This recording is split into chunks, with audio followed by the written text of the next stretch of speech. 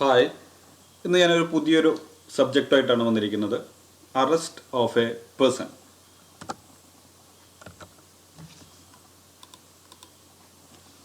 Chapter 5 of criminal procedure code 1973. അതാണ് നമ്മൾ എന്ത് പറഞ്ഞിരിക്കുന്നത്, അറസ്റ്റിനെ കുറിച്ച് ഡീറ്റെയിൽ ആയിട്ട് പറയുന്നത്. സെക്ഷൻ ഡീൽ ചെയ്യേണ്ടത് സെക്ഷൻ 41 മുതൽ സെക്ഷൻ 60A വരെയാണ്. ഇതിൽ ഇമ്പോർട്ടൻ്റ് ആയിട്ടുള്ള സെക്ഷൻസ് ആണ് നമ്മൾ ഇന്ന് ഡിസ്കസ് ചെയ്യുന്നത്. ഇന്ന് ഈ വീഡിയോയിൽ ഞാൻ കവർ ചെയ്യുന്ന ടോപ്പിക്സ് എന്തൊക്കെയാണെന്ന് വെച്ചാൽ introduction, type of arrest by police, magistrate and private persons, how arrest is done, and finally right of an arrested person. Detail ആയിട്ട് നമുക്ക് ഓരോന്ന് ഡിസ്കസ് ചെയ്യാം. അപ്പോൾ വാട്ട് ഈസ് അറസ്റ്റ്? ഏറ്റവും വലിയൊരു കാര്യം, ഒരു കോഡിലും അറസ്റ്റ് എന്താണെന്ന് കൃത്യമായിട്ട് സ്പെസിഫൈ ചെയ്തിട്ടുള്ള എന്നുള്ളതാണ്. Simply arrest means arrest is made by a person with a belief that the suspect has committed, is committing or is about to commit a crime. അതായത് നമ്മൾ സസ്പെക്റ്റ് ചെയ്യുന്ന ഒരാൾ ഒരു ക്രൈം കമ്മിറ്റ് ചെയ്തു, അല്ലെങ്കിൽ കമ്മിറ്റ് ചെയ്തുകൊണ്ടിരിക്കുന്നു, അല്ലെങ്കിൽ കമ്മിറ്റ് ചെയ്യാൻ പോകുന്നുണ്ട് എന്നറിയുമ്പോഴാണ് നമ്മൾ എന്ത് ചെയ്യണത്, അറസ്റ്റ് ഉണ്ടാവുന്നത്. സോ ഫസ്റ്റിൽ പറയണത് for securing the attendance of the accused at trial. അപ്പോൾ ഒരു അക്യൂസ്ഡ് പേഴ്സണെ ട്രയലിൽ കൊണ്ടുവരാൻ വേണ്ടിയിട്ട് നമുക്ക് എന്ത് ചെയ്യാം, അറസ്റ്റ് ചെയ്യാം. രണ്ടാമത്തത് for a prevention of a apprehended offence or a precautionary measure. അതായത് ഒരു ക്രൈം ചെയ്യാൻ വേണ്ടി പോകുന്നതിൽ നിന്ന് നമ്മൾ എന്ത് ചെയ്യുന്നു, അറസ്റ്റ് ചെയ്യാം. മൂന്നാമത്തത് for obtaining the correct name and address of the person arrest ചെയ്തിരിക്കുന്ന പേഴ്സൻ്റെ കൃത്യമായിട്ടുള്ള പേരും അഡ്രസ്സും കിട്ടാൻ വേണ്ടി നമുക്ക് അറസ്റ്റ് ചെയ്യാം. അടുത്ത for removing obstructions created by the police. Police create ചെയ്തിരിക്കുന്ന ഒബ്സ്ട്രക്ഷൻസ് റിമൂവ് ചെയ്തിട്ടുണ്ടെങ്കിൽ അവരെയും നമുക്ക് എന്ത് ചെയ്യാം, അറസ്റ്റ് ചെയ്യാം. ഫൈനലി പറയുന്നത് for retaking a person escaped from the കസ്റ്റഡിയിൽ നിന്ന് ഓടിപ്പോയ ഒരാളെ നമുക്ക് എന്ത് ചെയ്യാം, അറസ്റ്റ് ചെയ്യാം. ഇതൊക്കെയാണ് അറസ്റ്റിനെ കുറിച്ചുള്ള ഒരു ചെറിയൊരു introduction.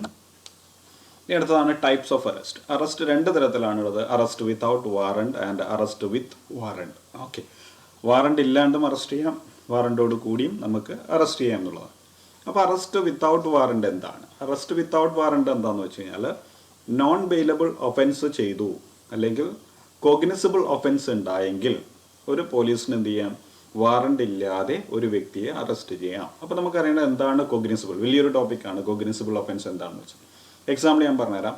For example rape, murder, ഇതൊക്കെയാണ് എന്ത് പറയുന്നത്, കോഗ്നിസിബിൾ ഒഫൻസ് എന്ന് പറയുന്നത്. അപ്പോൾ അങ്ങനെ ഉണ്ടെങ്കിൽ നമുക്ക് എന്തിൻ്റെ ആവശ്യമില്ല, വാറണ്ടിൻ്റെ ആവശ്യം ഉണ്ടാവില്ല.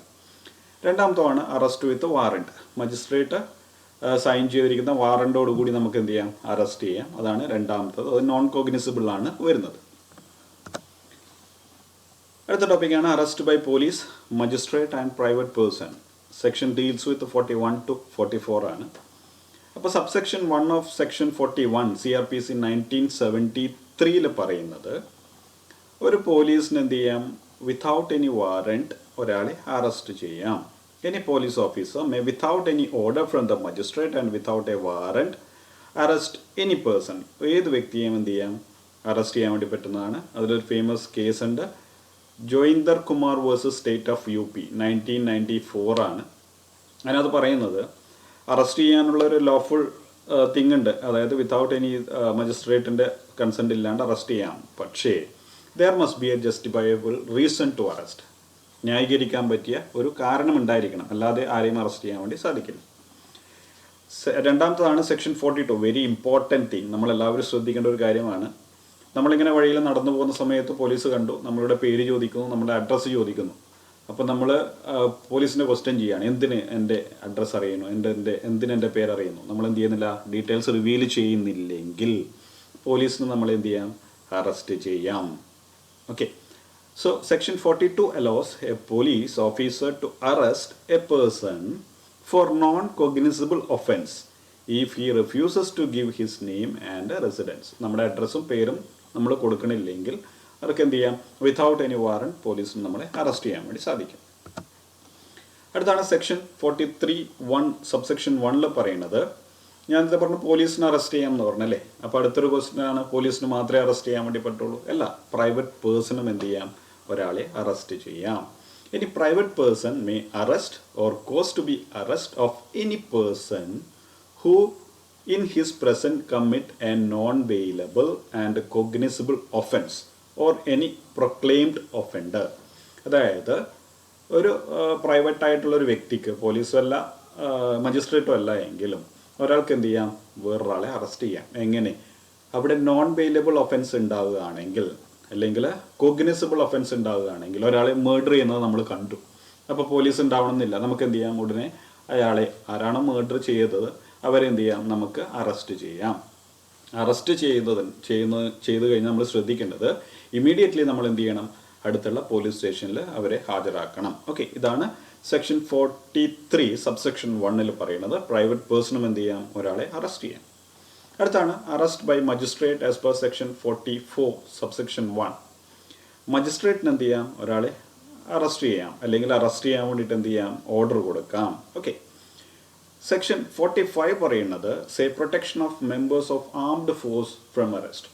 അതായത് ആംഡ് ഫോഴ്സിലുള്ളവരെ ഒരാളെ അറസ്റ്റ് ചെയ്യാൻ ആർക്ക് അധികാരമില്ല, പോലീസിന് അധികാരമില്ല. ഓക്കെ, അടുത്താണ് ഹൗ അറസ്റ്റ് ഈസ് ഡൺ. എങ്ങനെയാണ് നമ്മൾ അറസ്റ്റ് ചെയ്യുന്നത് അത് പറയുന്നത് സെക്ഷൻ 46 പറയുന്നത്. അതിലൊന്നാമത്താണ് arrest by police. Actual touch and confining the body is necessary. Okay, അപ്പോൾ അറസ്റ്റ് ചെയ്യുക പറഞ്ഞാൽ ചുമ്മാ ഞാൻ നിങ്ങളെ അറസ്റ്റ് ചെയ്തിരിക്കുന്നു എന്ന് മാത്രം പറഞ്ഞാൽ അറസ്റ്റ് ആവില്ല. അവരെ നമ്മൾ എന്ത് ചെയ്യണം, ടച്ച് ചെയ്തിരിക്കണം, കൺഫൈൻ ചെയ്തിരിക്കണം. കൺഫൈനിങ് എന്ന് വെച്ച് കഴിഞ്ഞാൽ നമ്മൾ എന്ത് ചെയ്യുന്നു, പോകാൻ വിടാതെ, മൂവ് ചെയ്യാൻ വിടാതെ ചെയ്തിരിക്കണം. ഇതിനെയാണ് ആക്ച്വൽ അറസ്റ്റ് എന്ന് പറയുന്നത്. മനസ്സിലായില്ലേ? അപ്പം എല്ലാ കേസിലും ഇത് വേണോ? വേണ്ട. But in case of self submission it is not required. ഒരാൾ സ്വയം കീഴടങ്ങുകയാണെങ്കിൽ അയാളെ പിടിച്ചു വെക്കേണ്ട ആവശ്യം ഉണ്ടാവില്ല. അതാണ് അറസ്റ്റ് ബൈ പോലീസ്. രണ്ടാമത്തതാണ് police can use force if warrant with magistrate signature is available. അപ്പം നമ്മൾ ഒരാൾ ഓടി രക്ഷപ്പെടാൻ വേണ്ടി പോവാണ്, അപ്പോൾ നമുക്ക് എന്ത് ചെയ്യാം, അവരെ ഫോഴ്സ് ഉപയോഗിക്കാം. അത് മജിസ്ട്രേറ്റിൻ്റെ പെർമിഷൻ ഉണ്ടായിരിക്കണം. അതേപോലെ ഒരു കാര്യം കൂടിയുണ്ട്, കയ്യാമം. ഹാൻഡ് അറിയാം അല്ലേ? കയ്യാമം വെക്കേണ്ട നിർബന്ധമുണ്ടോ? ഓടിപ്പോകുന്നുണ്ടെങ്കിൽ വെക്കാം, ഇല്ലെങ്കിൽ വെക്കണമെന്ന് യാതൊരു നിർബന്ധമില്ല. പിന്നെ ഞാനിപ്പോൾ പറഞ്ഞു ഫോഴ്സ് ഉപയോഗിക്കുക എന്ന് പറഞ്ഞു. ഓക്കെ, ബലപ്രയോഗം നമുക്ക് നടത്താം. പക്ഷേങ്കിൽ the force can be excessive and should not cause death. ഒരാളെ മരിക്കുന്നതിന് തുല്യമായിട്ടുള്ള അത്രയും പ്രഷർ കൊടുത്തിട്ട് ചെയ്യാൻ വേണ്ടി പാടില്ല. അയാൾ ഓടിപ്പോകുന്നതിന് മാത്രം എന്ത് ചെയ്യുക, അയാളെ നമ്മൾ പിടിച്ചു നിർത്തുക എന്നുള്ളതാണ്, ബലം പ്രയോഗിക്കുക എന്നുള്ളതാണ്. ഓക്കെ, അടുത്തതാണ് woman can be arrested only between sunrise to sunset. അതായത് സൂര്യൻ അസ്തമിച്ചതിന് ശേഷം നമ്മൾ എന്ത് ചെയ്യാൻ വേണ്ടി പാടില്ല, ഒരു സ്ത്രീയെ അറസ്റ്റ് ചെയ്യാൻ വേണ്ടി പാടില്ല.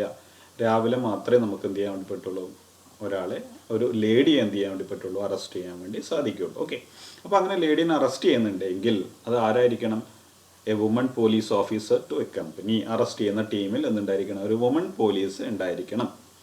ഇതിൽ എക്സെപ്ഷൻ ഉണ്ട്.